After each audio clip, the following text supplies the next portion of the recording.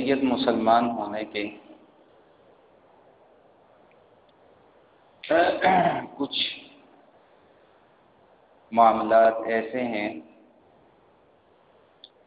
کہ جن پر ایمان رکھنا ہمارے لیے ضروری ہے۔ ان کو شریعت کی اصطلاح میں عقائد کہا جاتا ہے کہ اگر ان کو مانیں گے تو مسلمان کہلائیں گے، نہیں مانیں گے تو مسلمان نہیں کہلائیں گے۔ انہی عقائد میں سے ایک بنیادی عقیدہ ہے آخرت کا۔ آخرت کا عقیدہ ایسا عقیدہ ہے کہ جس پر ایمان رکھنا ہمارے اوپر فرض قرار دیا گیا۔ اب یہ آخرت کسے کہتے ہیں؟ اس کا خلاصہ یہ ہے کہ رب جل شانہ نے اپنے حکم سے اس کل کائنات کو بنایا اور پھر اس کائنات کے نظام کو چلایا، اور جب اللہ جل شانہ کا حکم ہوگا تو اس کائنات کے نظام کو تباہ کر دیں گے، ختم کر دیں گے۔ اور ہمیں اللہ تعالیٰ نے جو پیدا فرمایا اور بعض احکام کا ہمیں مکلف بنایا، ہم نے آخر میں جا کر اللہ کے حضور میں پیش ہونا ہے، اور جو اپنی زندگی کے اعمال ہم نے کیے اچھے یا برے، ان کا جا کر حساب اور کتاب اللہ کو دینا ہے۔ یہ آخرت کا ایک جزوی سا تصور ہے جس کے اوپر ایمان رکھنا ہمارے اوپر فرض قرار دیا گیا۔ اب رہا یہ سوال کہ جی یہ آخرت یا قیامت آنی کب ہے، تو اس کے متعلق ہمیں یہ عقیدہ بتلا دیا گیا کہ اس کا وقت اللہ کو معلوم ہے۔ جب اللہ کا حکم ہوگا تب قیامت آ جائے گی۔ بطور آزمائش کے ہمیں اس کا وقت نہیں بتلایا گیا۔ دیکھیں، ایک ہوتا ہے شریعت کے اندر حکم خداوندی اور ایک ہوتی ہے حکمت خداوندی۔ تو ہم حکم خداوندی کے پابند ہیں، حکمت خداوندی کے پابند نہیں۔ اب ہم تلاش کرنے بیٹھ جائیں کہ جی اس کے اندر کیا حکمت ہے، کیا لاجک ہے، کیا فلسفہ ہے، ہمیں کیوں نہیں بتایا جا رہا، یا ہم خود سے کھوج لگائیں، تو یہ ہماری آزمائش ہے کہ بغیر بتائے ہوئے بھی یہ لوگ ایمان رکھتے ہیں کہ نہیں رکھتے۔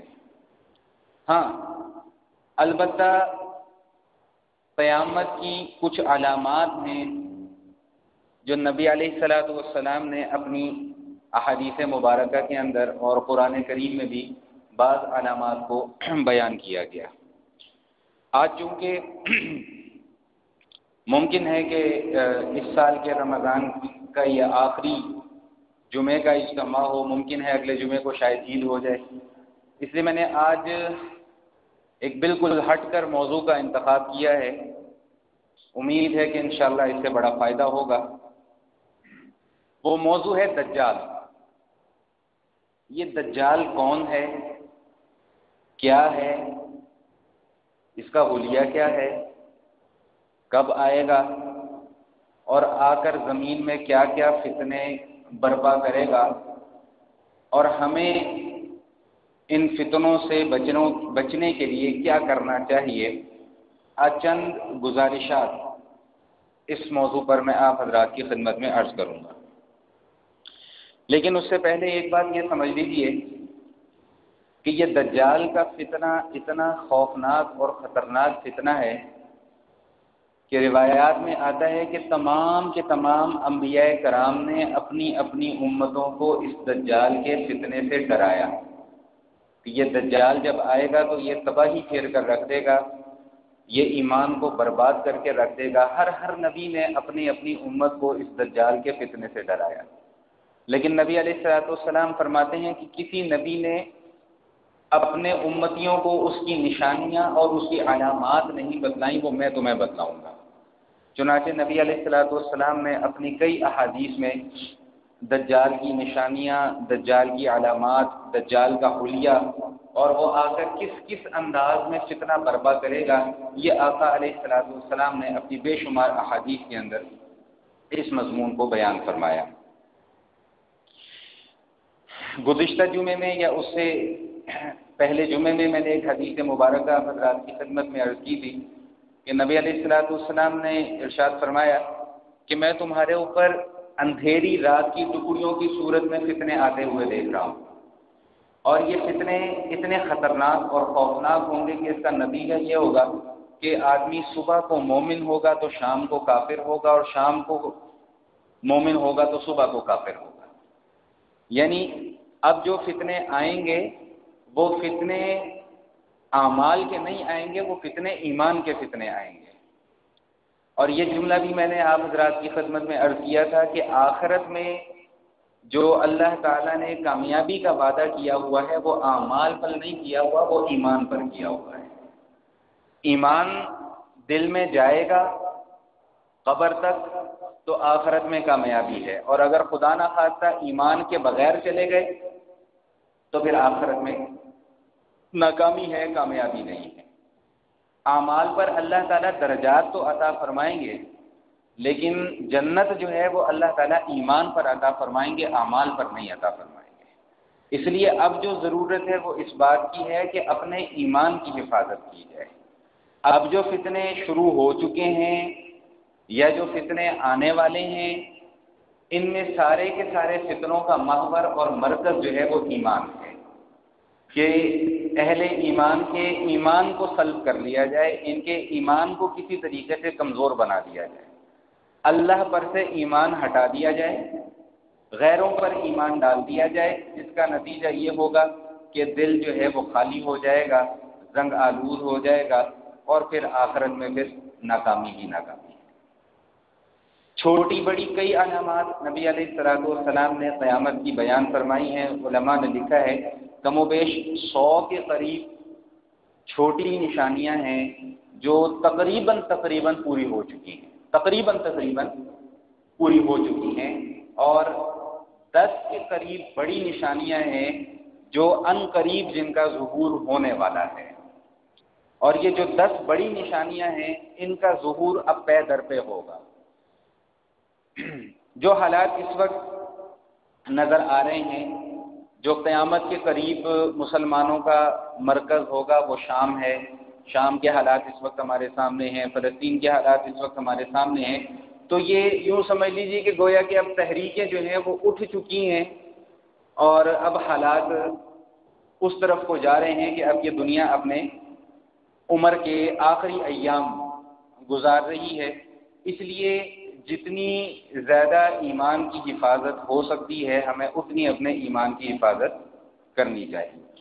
جو بالکل قرب قیامت کے قریب جو بالکل دور ہوگا اس میں مسلمانوں کا جو اہم مرکز ہوگا اور مسلمانوں کی جو اہم ایک سمجھ لیجیے ستون ہوگا وہ شام کا علاقہ ہوگا۔ اب شام میں بھی اس وقت جو حالات ہیں وہ ہمارے سامنے ہیں، باقی اس کے جو گرد و نواح کے جو حالات ہیں وہ بھی اس وقت ہمارے سامنے ہیں، اسرائیل کے حالات جو ہیں وہ بھی اس وقت سارے کے سارے ہمارے سامنے ہیں۔ تو یہ سارے کے ساری نشانیاں اس بات کی طرف لے کر جا رہی ہیں کہ جو آخری علامات ہیں، 10 بڑی علامات ہیں، ان میں جو سب سے پہلی علامت ہے وہ امام مہدی رضی اللہ تعالیٰ عنہ کا ظہور ہے۔ ابھی ان کے اوپر میں تفصیلی گفتگو نہیں کروں گا، میرا آج کا جو موضوع ہے وہ دجال ہے۔ ان کے مختصر حالات میں آپ کو صرف بتلا دوں کہ یہ امام مہدی رضی اللہ تعالیٰ عنہ یہ سیدہ فاطمہ رضی اللہ تعالیٰ عنہ کی اولاد میں سے ہیں۔ نبی علیہ الصلوۃ والسلام کے ہم نام ہیں، احمد بن عبداللہ ان کا نام ہوگا، اور کافی حد تک ان کی شکل اور شباہت وہ بھی نبی علیہ الصلوۃ والسلام سے ملتی جلتی ہوگی۔ حالات ایسے پیدا ہو جائیں گے کہ مسلمانوں کا خلیفہ کوئی نہیں ہوگا، مسلمانوں کا بادشاہ کوئی نہیں ہوگا، اللہ تعالیٰ ان کی پہچان لوگوں کے دلوں کے اندر ڈال دیں گے اور مسلمان ان کو اپنا خلیفہ مقرر کر لیں گے۔ میں مختصر کر کے جا رہا ہوں، مسلمان ان کو اپنا خلیفہ مقرر کر لیں گے، ان کے ہاتھ پر بیعت کر لیں گے۔ یہاں پر ایک بات اور سمجھ لیجئے گا کہ بے شمار لوگ ایسے آ چکے کہ کسی نے مہدی ہونے کا دعویٰ کر دیا، کسی نے مسیح موعود ہونے کا دعویٰ کیا، کسی نے کوئی دعویٰ کیا، کسی نے کوئی دعویٰ کیا۔ تو میں ایک جملہ ہمیشہ یہ عرض کیا کرتا ہوں کہ عیسیٰ علیہ السلام نے بھی دوبارہ اس دنیا میں تشریف لانا ہے، یہ بھی ہمارے عقائد میں سے ایک بنیادی عقیدہ ہے۔ تو عیسیٰ علیہ السلام بھی آ کر دعویٰ نہیں کریں گے کہ میں مسیح ہوں، اللہ ان کی پہچان ہمارے دلوں میں ڈال دیں گے۔ تو اسی طرح امام مہدی رضی اللہ تعالیٰ عنہ جو ہیں وہ بھی آ کر دعویٰ نہیں کریں گے کہ میں مہدی ہوں، اللہ تعالیٰ ان کی پہچان ہمارے دلوں کے اندر ڈال دیں گے۔ تو سچے مہدی اور سچے مسیح کی پہچان کیا ہے، اس کی علامت کیا ہے کہ اللہ ان کی پہچان ہمارے دلوں میں ڈال دیں گے. وہ خود آ کر دعوے نہیں کریں گے کہ بھئی میں مسیح ہوں اور میں مہدی ہوں. تو بہرحال خلاصہ کلام یہ ہے کہ امام مہدی رضی اللہ تعالیٰ عنہ کے ہاتھ پر بیعت ہوگی اور امام مہدی جو ہے وہ مسلمانوں کی کمان کو سنبھالیں گے، اور اس دوران اور بے شمار حالات وقوع پذیر ہوں گے. لیکن ان حالات کے وقوع پذیر ہونے کے دوران جو سب سے بڑا فتنہ رونما ہو جائے گا وہ دجال کا فتنہ رونما ہو جائے گا. نبی علیہ الصلوۃ والسلام ارشاد فرماتے ہیں کہ قیامت اس وقت تک قائم نہیں ہوگی جب تک کہ 30 جھوٹے اور دجال اس دنیا کے اندر نہ آ جائے، اور ان میں سے ہر کسی کا دعویٰ ہوگا کہ وہ اللہ کا نبی ہے. فرمایا کہ حالانکہ میں اللہ کا نبی ہوں اور میرے بعد کوئی نبی نہیں ہوگا. تو مسلمہ کذاب ہو، اسود انسی ہو، مرزا غلام احمد قادیانی ہو، یہ سارے کے سارے دجال کے بچے ہیں. تو ہے نبی علیہ الصلوۃ والسلام نے کیا فرمایا کہ 30 دجال ہوں گے، 30 دجال. اب اس مسئلے کو یہ نہ کہے گا کہ مولوی صاحب کوئی فرقہ واریت کی باتیں کر رہے ہیں، کہ کوئی فرقہ واریت کی بات ہی نہیں ہے. ختم نبوت تو ہمارے عقیدہ جو ہے یہ تو ہمارے ایمان کا بنیادی حصہ ہے. اگر نبی علیہ الصلوۃ والسلام کی ختم نبوت پر ہی ایمان نہیں ہے، اگر ہمیں شیطان کی بوتلیں پینا بہت اچھا لگتا ہے، شیطان کے جوس پینا ہمیں بہت اچھا لگتا ہے، شیطان کی پروڈکٹس استعمال کرنا ہمیں بہت اچھا لگتا ہے اور بہت مزہ آتا ہے، تو پھر اپنے ایمان کی ہمیں خیر منانی چاہیے. بات سمجھ میں آئی کہ نہیں آئی؟ کہ نہیں آئی ابھی بھی سمجھ میں؟ ہاں. تو فرمایا کہ 30 کے قریب جھوٹے دجال کذاب آئیں گے، اور ان میں سے ہر کسی کا یہ دعویٰ ہوگا کہ میں آخری نبی ہوں. فرمایا کہ انا خاتم النبیین لا نبی بعدی، کہ میں آخری نبی ہوں اور میرے بعد کسی نبی نے نہیں آنا. اور یہ سارے کے سارے دجالی فتنے ہیں. بڑا دجال تو آئے گا، وہ ایک ہوگا، اور اس کی پہچان نبی علیہ الصلوۃ والسلام نے یہ بتلائی کہ وہ جو دجال ہوگا وہ ایک آنکھ سے کانا ہوگا، ایک آنکھ سے کانا ہوگا، اور اس کے ماتھے کے اوپر لکھا ہوگا کافر. کیا لکھا ہوگا؟ کافر. اور نبی علیہ الصلوۃ والسلام فرماتے ہیں کہ اس کا یہ جو ماتھے کے اوپر کافر لکھا ہوگا یہ ہر شخص پڑھ لے گا. جس کو پڑھنا آتا ہوگا وہ بھی پڑھ لے گا، اور جس کو نہیں پڑھنا آتا ہوگا وہ بھی پڑھ لے گا. تو جو ایمان والے ہوں گے، جن کے دلوں کے اندر ایمان ہوگا، وہ اس کو پہچان لیں گے کہ یہ وہی بدبخت ہے کہ جس کے متعلق نبی علیہ الصلوۃ والسلام نے ہمیں خبردار کیا تھا. اور اس کے ساتھ ساتھ نبی علیہ الصلوۃ والسلام نے ایک بات یہ بھی ارشاد فرما دی تھی کہ اگر میرے ہوتے ہوئے دجال نکل آیا تو میں خود اس سے نمٹ لوں گا، تمہیں اس سے پریشان ہونے کی ضرورت نہیں ہے.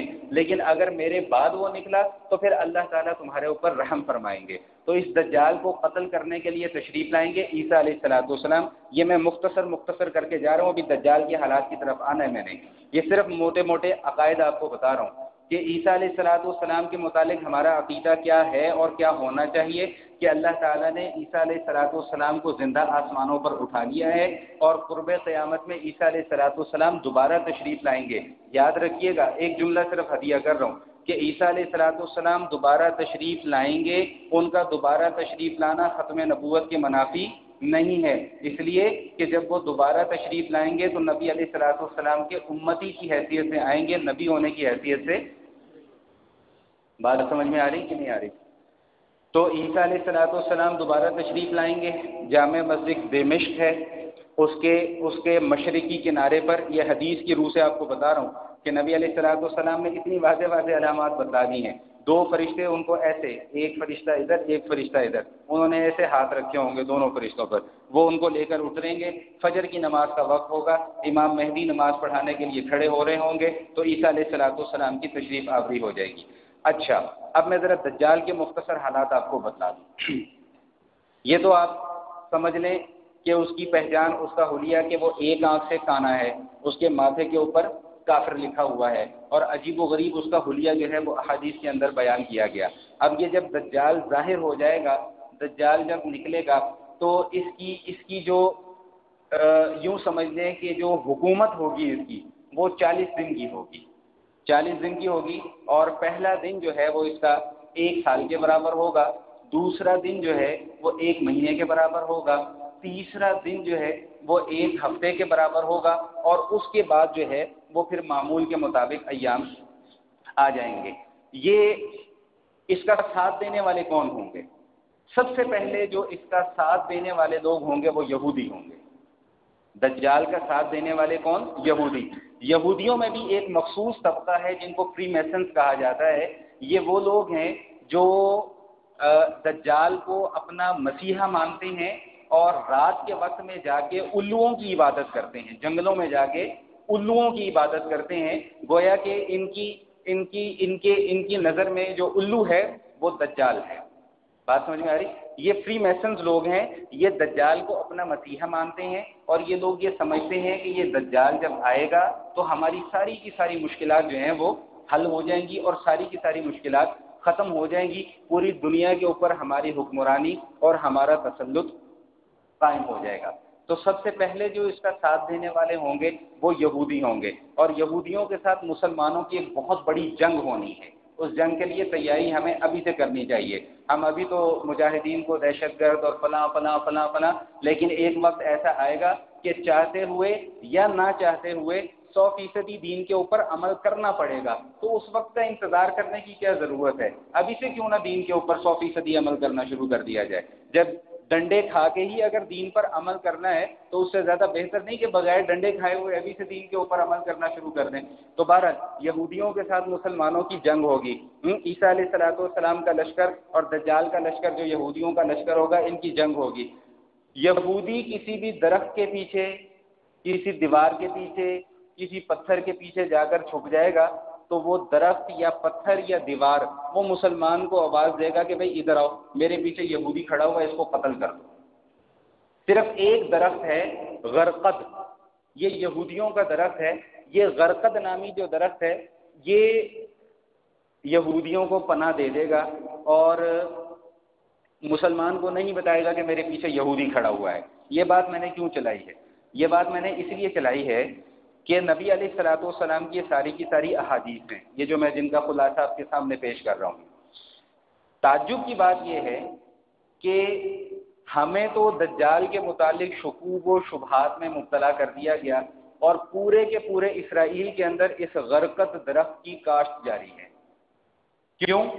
کہ اس لیے کہ وہ اسرائیل میں جب یہودی آئیں گے، جب مسلمانوں کی جنگ ہوگی تو وہ اس درخت کی تعداد اتنی زیادہ بڑھا دی جائے کہ ہمیں چھپنے کے لیے وہاں پر آسانی مل جائے. ایک بات، جس جگہ پر عیسیٰ علیہ السلام نے دجال کو قتل کرنا ہے، احادیث کے اندر آیا ہے باب لد، لد کے مقام پر وہ دجال کو قتل کریں گے. اور یہ لد وہ مقام ہے کہ اسرائیل میں اس جگہ پر ایک بہت بڑا ایئرپورٹ قائم کیا گیا ہے اور اس وجہ سے قائم کیا گیا ہے کہ تاکہ ہم نے دجال کو یہاں سے فرار کرانے میں ہمیں آسانی ہو جائے. تو بات جو میں عرض کرنا چاہ رہا تھا وہ یہ کہ احادیث نبی علیہ الصلوۃ والسلام کی ہیں اور ہمیں ان احادیث کے اوپر اتنا اعتماد نہیں ہے جتنا کہ یہودیوں کو اعتماد ہے، اور وہ اپنی پوری کی پوری تیاری میں مصروف ہیں اور ہم 1% بھی اس کی تیاری کے اندر مصروف نہیں. یہ اتنا خوفناک فتنہ ہے، اتنا خوفناک فتنہ ہے کہ دجال جب اپنے لشکر کے ساتھ آئے گا تو ایک قوم میں جائے گا اور ان کو جا کر دعوت دے گا کہ میں تمہارا خدا ہوں. اب اس کے لیے کچھ وہ شعبدے دکھائے گا، کچھ کرتب دکھائے گا. ایک گنوار آدمی کے پاس آئے گا، اس سے کہے گا کہ بھئی اگر میں تیرے ماں باپ کو زندہ کر دوں تو کیا تو میرے اوپر ایمان لے آئے گا؟ وہ کہے گا جی آپ زندہ کر کے دکھائیں، میں آپ پر ایمان لے آؤں گا. تو چونکہ شیطان اس کے ساتھ ہوگا تو شیطان اس کے ماں باپ کی شکل میں آئے گا اور اس کو آ کر کہے گا کہ بیٹا یہ تمہارا رب ہے، اس کے اوپر ایمان لے آؤ. نبی علیہ السلام فرماتے ہیں کہ تمہارا رب کانا نہیں ہے اور کوئی مرنے سے پہلے اپنے رب کو دیکھ نہیں سکتا. تو اس طرح کے وہ فتنے لے کر آئے گا. پھر ایک فتنہ اس کا یہ ہوگا کہ ایک شخص کو وہ آرے سے چیر دے گا، آرے سے چیر دے گا، اس کے جسم کا ایک حصہ ادھر، جسم کا ایک حصہ ادھر، اس کے درمیان میں پھر ایسے چکر لگائے گا لوگوں کے سامنے. پھر اس کو یوں اٹھائے گا، دونوں کو ملا دے گا اور وہ زندہ ہو جائے گا. تو پھر اب پوچھے گا کہ ہاں اب تم میرے اوپر ایمان لاتے ہو کہ نہیں لاتے؟ تو وہ شخص یہ کہے گا کہ میری بصیرت پہلے سے زیادہ کھل گئی، تو وہی بدبخت دجال ہے جس کے متعلق نبی علیہ السلام نے ہمیں بتلایا تھا. تو میں تو اب تیرے اوپر ایمان بالکل بھی نہیں لانے والا. اور وہ لوگوں کو بتلائے گا کہ لوگوں یہ جو اس نے ایک شعبدہ دکھا دیا ہے نا مجھے مار کر دوبارہ زندہ، یہ دوبارہ ایسی حرکت نہیں کر سکتا. وہ اس کو قتل کرنے کی کوشش کرے گا لیکن دوبارہ اس کو پھر قتل نہیں کر سکے گا، یہاں تک کہ پھر اس کو پکڑ کر وہ آگ میں ڈال دے گا. تو نبی علیہ الصلوۃ والسلام فرماتے ہیں کہ وہ آگ دراصل جنت ہوگی، اور اللہ تعالیٰ کے نزدیک اس شخص کا مقام عظیم ترین شہداء کے اندر اس کو شمار کیا جائے گا. تو یہ اتنے خوفناک فتنے لے کر آئے گا. پھر ایک فتنہ لے کر یہ آئے گا کہ ایک بستی میں جائے گا، ان کو جا کر دعوت دے گا کہ میں تمہارا رب ہوں، میرے اوپر ایمان قبول کر لو. وہ کہیں گے کہ جی ہم تو سخت پریشانی میں ہیں، بھوک میں مبتلا ہیں، قحط میں مبتلا ہیں. وہ حکم کرے گا آسمان سے بارش. اللہ تعالیٰ نے آزمائش کرنی ہے نا، حکم کرے گا آسمان سے بارش شروع ہو جائے گی، زمین جو ہے وہ اپنا سبزہ اگلنا شروع ہو جائے گی.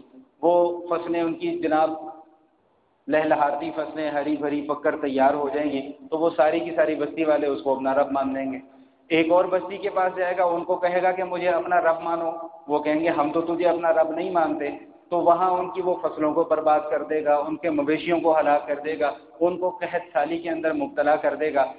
تو جو اس کی بات نہیں مانے گا اس کو وہ سخت تکلیف میں مبتلا کر دے گا، اور جو اس کی بات مانے گا اس کے لیے وہ راحت اور سکون کے دروازے کھول دے گا. نبی علیہ الصلوۃ والسلام فرماتے ہیں کہ اس کے پاس 2 نہریں ہوں گی. یہ باتیں اچنبھی سی لگتی ہیں کہ یہ کیسی کیسی باتیں ہیں، لیکن چونکہ احادیث کے اندر آئیں اور ہمارا یہ ایمان ہے کہ نبی علیہ الصلوۃ والسلام نے جو چیزیں بیان فرما دی ہیں ان کے اندر شک اور شبہ کرنے والا بھی اپنے ایمان کی خیر منائے. اس لیے ان چیزوں پہ پریشان ہونے کی ضرورت نہیں کہ یہ کیسے ہوگا. ابھی تو حالات جو جس طرف جا رہے ہیں اس میں ایسی ایسی چیزیں بھی سامنے آنے والی ہیں کہ انسان کی عقل جو ہے وہ حیران اور پریشان رہ جائے گی. بہرحال اس کے ہاتھ میں، ایک ہاتھ میں اس کے جنت ہوگی، ایک ہاتھ میں اس کے دوزخ ہوگی. جو فرمایا نبی علیہ الصلوۃ والسلام نے کہ جو اس کے ہاتھ میں جنت ہوگی وہ دراصل دوزخ ہے، اور جو اس کے ہاتھ میں دوزخ ہوگی وہ دراصل جنت ہے. تو فرمایا کہ اس کی جو دوزخ ہوگی اس کے اندر چلے جانا. اللہ تعالیٰ تمہیں اس آگ کے شر سے محفوظ رکھیں گے. اس کا حل یہ بتلا دیا کہ جو 15ویں پارے میں سورہ کہف ہے، سورہ کہف کی ابتدائی 10 آیات نبی علیہ الصلوۃ والسلام فرماتے ہیں کہ وہ روزانہ صبح فجر کے بعد تلاوت کر لیا کرو. اللہ تعالیٰ دجال کے جتنے بھی فتنے ہوں گے، ان کے جتنے بھی شرور ہوں گے، اللہ تعالیٰ اس سے محفوظ فرمائیں گے. تو بہرحال خلاصہ کلام یہ ہے کہ یہ دجال کا فتنہ نہایت خطرناک فتنہ ہے. یہ دجال کا فتنہ یہ ایمان کو برباد کر دینے والے فتنوں میں سے، ایمان کو برباد کر دینے والے فتنوں میں سے ہے. اور ہمارے ذہنوں کے اندر شکوک و شبہات یہ ڈالے جا رہے ہیں کہ جی یہ دجال جو ہے کسی شخصیت کا نام نہیں ہے، یہ ایک سسٹم کا نام ہے، اور یہ سسٹم آج کل ہمارے معاشرے کے اندر رائج ہو چکا ہوا ہے. تو میں یہ تو نہیں کہتا کہ یہ سسٹم دجالی نہیں ہے، یہ سسٹم دجالی ضرور ہے لیکن دجال نہیں ہے. دجال کے نقش قدم پر ضرور چل رہا ہے لیکن دجال نہیں ہے. دجال وہی ہے کہ جس کا تذکرہ احادیث کے اندر بکثرت موجود ہے، اور نبی علیہ الصلوۃ والسلام نے اپنی بے شمار احادیث کے اندر لوگوں کو اس کے فتنے سے ڈرایا ہے اور بچنے کی تلقین کی ہے، اور اس بات کی بھی تلقین کی ہے کہ اپنے آپ کو تیار کرو. ہم تیاری تو اس حوالے سے کرتے کچھ نہیں ہے، دین کی طرف آنے کو ہمارا دل کرتا نہیں ہے، دین سیکھنے کو ہمارا دل کرتا نہیں ہے، دین پر عمل کرنے کو ہمارا دل کرتا نہیں ہے، دین کی باتیں سننے کو ہمارا دل کرتا نہیں ہے. پھر ہم یہ امید رکھیں جیسا کہ حدیث شریف میں آتا ہے کہ الکیس من دان نفسہ وعمل لما بعد الموت، کہ عقل مند آدمی تو وہ ہے کہ جو موت کے بعد کی تیاری کر لے. والعاجز من اتبع ہواہا، اور بیوقوف آدمی وہ ہے کہ جو اپنی خواہشات کی اتباع کرے اور پھر اللہ تعالیٰ سے یہ امید لگا کے رکھے کہ اللہ تعالیٰ میرے ساتھ سارے کام اچھے کر دیں گے، میرے ساتھ سارے معاملات خیر کے ہو جائیں گے. تو اس وقت ہماری حالت معذرت کے ساتھ کچھ بیوقوفوں والی حالت ہے کہ ہم اپنی خواہشات کا تو اتباع کرتے چلے جا رہے ہیں اور پھر اللہ تعالیٰ سے رحمت کی امیدیں لگائے بیٹھے ہیں کہ اللہ تعالیٰ کی طرف سے اب رحمت ہمارے اوپر نازل ہو. کیسے رحمت نازل ہوگی جب سارے کے سارے کام اللہ کی نافرمانی والے ہو رہے ہوں، جب سارے کے سارے کام اللہ کو ناراض کرنے والے ہو رہے ہوں، جب سارے کے سارے کام نبی علیہ الصلوۃ والسلام کی سنتوں کے خلاف چل رہے ہوں. تو پھر اللہ تعالیٰ کی رحمت تو نہیں آیا کرتی. قرآن شریف میں، قرآن کریم میں ایک بڑا واضح اصول بیان کر دیا گیا کہ اللہ تعالیٰ کی رحمت آتی کب ہے. فرمایا کہ الیہ یصعد الکلم الطیب والعمل الصالح یرفعہ، کہ اللہ کی رحمت کیسے آتی ہے کہ جب زمین سے اچھے اعمال اوپر جاتے ہیں تو جواب میں پھر اللہ تعالیٰ کی رحمت آتی ہے، اور جب زمین سے برے اعمال اوپر جاتے ہیں تو پھر جواب میں اللہ تعالیٰ کی طرف سے زحمت آتی ہے۔ آج ہر شخص ہم میں سے پریشان ہے، جیسا کہ میں گفتگو کے آغاز میں نے عرض کیا کہ احادیث کے اندر آتا ہے کہ 100 کے قریب چھوٹی نشانیاں ہیں قیامت کی جو تقریباً پوری ہو چکی ہیں۔ اب یوں سمجھ لیجئے کہ قیامت جو ہے وہ بالکل سر پر کھڑی ہے، بالکل سر پر کھڑی ہے، کسی بھی وقت بھی قیامت کا جو ہے وہ ڈنکا بج سکتا ہے، کسی بھی وقت آخری صرف یاد رکھیے گا صرف 10 علامات ایسی ہیں جو قیامت کی اب باقی رہ گئی ہیں، صرف 10، اور 10 پورے ہونے میں کوئی ٹائم نہیں لگنے والا۔ 100 کے قریب پوری ہو چکی ہیں اور صرف 10 ایسی ہیں کہ جو باقی رہ گئی ہیں۔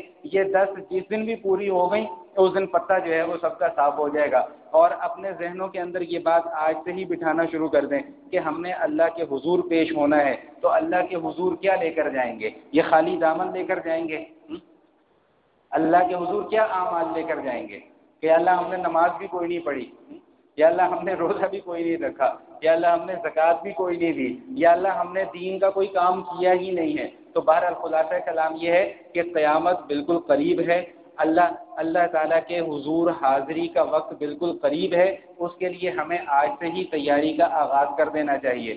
یہ رمضان آیا، یہ رمضان گزر گیا، نہ جانے اس طرح کے کتنے رمضان آئے اور کتنے رمضان گزر گئے، اور زندگی رہی تو پتہ نہیں کتنے رمضان اور آئیں اور کتنے رمضان ایسے ہی گزر جائیں۔ تو اگر رمضان میں بھی رمضان کی رحمتوں اور برکتوں سے ہم مستفید نہ ہو سکے، اور رمضان میں ہوتے ہوئے ہم رمضان سے کوئی فائدہ حاصل نہ کر سکے، رمضان میں ہوتے ہوئے ہم اپنے اللہ کو منا نہ سکے، اللہ کو راضی نہ کر سکے، تو پھر یاد رکھیے گا کہ کتنے ہی روزے آ چکے ہیں، کتنے ہی روزے گزر چکے ہیں، یہ رمضان بھی ایسے ہی آیا، یہ رمضان بھی ایسے ہی گزر جائے گا، اور ہم جیسے پہلے خالی ہاتھ تھے ویسے کے ویسے ہی خالی ہاتھ ہم آج بھی رہ جائیں گے۔ تو علامات قیامت کے حوالے سے یاد رکھیے گا کہ نبی علیہ الصلوۃ والسلام ارشاد فرماتے ہیں، 15 علامات بیان فرمائی، میں ان کا خلاصہ بس عرض کر کے اپنی بات مکمل کر رہا ہوں۔ فرمایا کہ سرکاری مال کو اپنی جاگیر سمجھا جائے گا، مال غنیمت کو بے بہا تقسیم کیا جائے گا، اولاد اپنے ماں باپ کی نافرمان ہو جائے گی، بیٹے کے متعلق فرمایا کہ یہ دوستوں کے ساتھ اچھا سلوک کرے گا، باپ کے ساتھ برا سلوک کرے گا۔ بیٹے کے متعلق فرمایا کہ بیوی کے ساتھ اچھا سلوک کرے گا، ماں کے ساتھ برا سلوک کرے گا۔ فرمایا کہ ناچ گانے کی محفلیں عام ہو جائیں گی۔ پہلے بزرگوں سے سنتے تھے نا کہ گھر گھر میں ناچ گانا ہوگا، تو سمجھ میں نہیں آتی تھی کیسے ہوگا، وہ اب نظر آ رہا ہے کہ کیسے گھر گھر کے اندر ناچ گانا ہو رہا ہے۔ ناچ گانے کی محفلیں عام ہو جائیں گی۔ فرمایا کہ شراب عام ہو جائے گی، بے پردگی عام ہو جائے گی، عورتیں کھلم کھلا آزادانہ پھرا کریں گی۔ فرمایا کہ جب اس طرح کے حالات ہو جائیں تو بس پھر تم اب انتظار کرو کہ کس وقت اللہ تعالیٰ کی طرف سے تمہارے اوپر کوئی عذاب مسلط ہوتا ہے۔ اور پھر عذاب کی صورتیں یہ بتلائیں کہ وہ عذاب چاہے وہ زلزلوں کی صورت میں آئے، وہ عذاب چاہے چہروں کے مسخ کر دینے کی صورت میں آئے، وہ عذاب چاہے تمہاری شکلوں کو بگاڑ دینے کی صورت میں آئے، وہ عذاب چاہے تمہیں زمین میں دھسا دینے کی صورت میں آئے، بس پھر اب ہر وقت اللہ تعالیٰ کی طرف سے گھنٹی بجنے کا انتظار کرو کہ کس وقت اب تمہارے ساتھ کیا معاملہ ہو جاتا ہے۔ تو یہ غور کرنے کی بات یہ ہے کہ اب یہ سارے کے سارے معاملات اس وقت ہمارے سامنے ہیں، اجتماعی طور پہ توبہ کرنے کی ضرورت ہے۔ اجتماعی طور پہ توبہ کیجیے، خوب گڑ گڑا کر اللہ کے حضور رو رو کر عاجزی کے ساتھ، یہ جتنے 5 7 دن 6 دن باقی رہ گئے ہیں، کوئی ایک دن کا ایک لمحہ بھی کوشش کریں کہ ضائع نہ جائے۔ انفرادی طور پہ توبہ کریں گے تو انشاءاللہ اجتماعی توبہ کی بھی توفیق نصیب ہو جائے گی۔ جب انفرادی طور پہ توبہ ہی نہیں کریں گے تو اجتماعی توبہ کی بھی توفیق نصیب نہیں ہوتی۔ اور توبہ صرف زبان سے استغفار کہنے کا نام نہیں ہے۔ ہم زبان سے استغفار استغفر اللہ استغفر اللہ استغفر اللہ تو پڑھتے بہت ہیں، لیکن ہم گناہ کرنا چھوڑتے نہیں ہیں۔ توبہ دراصل گناہ چھوڑ دینے کا نام ہے، زبان سے استغفار کر دینے کا نام نہیں ہے۔ آج کی نشست میں بس میری طبیعت کو پچھلے 5-6 دن سے بہت خراب ہے، کوئی تیاری شیاری تو کر کے آنا نہیں ہوا، بٹ ٹوٹی پھوٹی 2-4-6 باتیں میں نے آپ حضرات کے سامنے عرض کر دی ہیں۔ دعا یہ کریں کہ اللہ تعالیٰ میرا کہنا اور آپ حضرات کا سننا جو ہے وہ قبول فرمائے، اور جتنی چیزیں میں نے جس طرح بھی مشکل سے آسانی سے آپ حضرات کے سامنے خلاصے کے طور پہ بیان کرنے کی کوشش کی ہے، اللہ تعالیٰ ان باتوں کی صحیح سمجھ جو ہے وہ ہمیں عطا فرما دے۔ وآخر دعوانا ان الحمد للہ رب العالمین۔